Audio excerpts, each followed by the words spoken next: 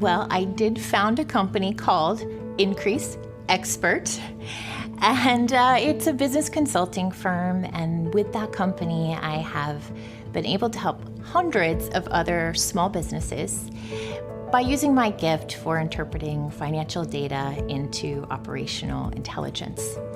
And I greatly enjoy that work. The numbers for me tell a story. They're kind of like that scene in The Matrix, right? The zeros and ones tell the story, and so that's truly a gift that I found at a very young age. Keeping in mind that Increase Expert is the fourth company that I launched by the time I was 32. And so great success through that company, and really, won all the awards and, hit the numbers, right? Growing 800% over the lifetime of the company and all the things.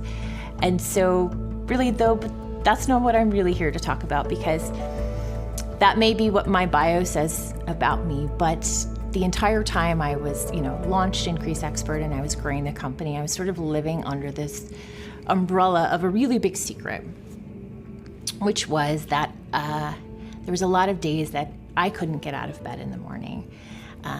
My legs literally did not work. So I would set my alarm for 2 hours before I actually needed to be awake so that I could maneuver my way through my morning. I was taking an Uber to my meetings because I was too dizzy to drive.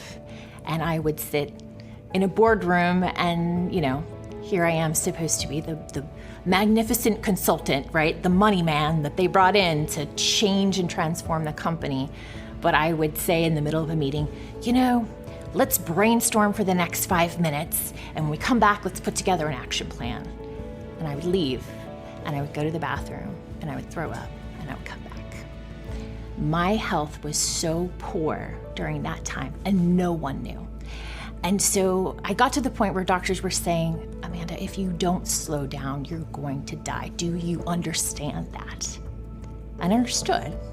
I heard what they had to say, but I didn't make changes until I got to the point where I was forced to sell my company, my baby, right? My successful company. And so it really, going through what I went through, and I'm still actively in medical treatments, but the passion that lit in me to communicate with other high-achieving, high-performing, driven entrepreneurs to say, you know what, you're killing it.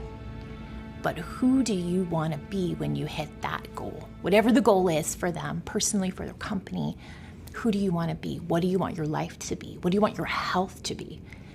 Are you still going to be here? That's really what I want to talk about today.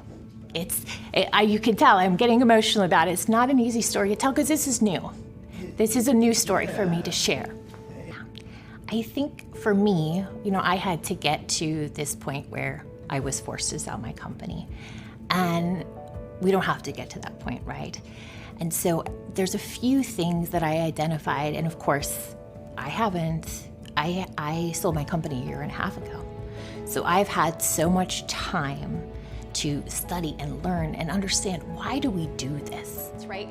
But it's instilled in us from a really young age, and we start to feed off from achievement. I played sports, I won all the awards, right? I'm a pianist, right? So I've won awards in music, I've won awards in business, I've won awards in fashion, right? I love to win all the awards. That is how we're wired. That's probably why we're entrepreneurs, right? Because we're wired a little bit differently, right? High achievers, high performance athletes, they're wired a little differently. And so we get addicted to that achievement drug. So much of my story, again, was breaking down and saying, why did I do that, right? I didn't have to let it go that far. So why did I do that?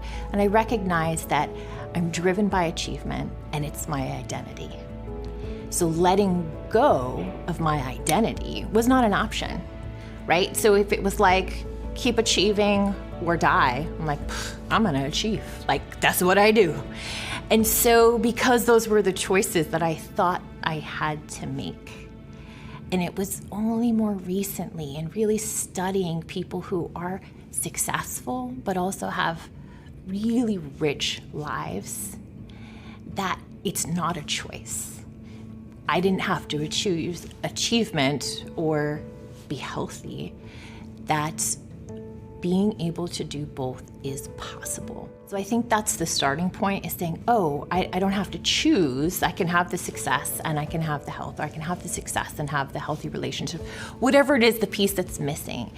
That, I think, is the number one thing, is to just accept that it's not a choice. That's the process I had to go through, was I can do both. I mean, if I can have that much success, surely I can apply that mindset to having a healthy, rich, full life. So I think at a bare minimum, the basis is recognizing we can have both. We can have it all. And then finding out, where does the motivation for that much achievement come from? Is it coming from a healthy place, or is it coming from a place, an area that maybe we need to kind of shine the flashlight on? So that hour I spent working out, or whatever it is that we need to add to our lives, that hour I spent working out may increase my productivity by X%. So I could have worked for 2 hours, or I could work out for an hour and work for an hour and get the same result. Like, when we break down the actual science and data and statistics of it, it's like, now, I mean, I'm an accountant by trade, right? So I want to know the data, I want to know the science, I want to know mathematically, how am I going to fit this into my day? And it's unbelievable when we start to believe we can do both, and then see the data and science behind when we implement these things, how much it skyrockets our performance.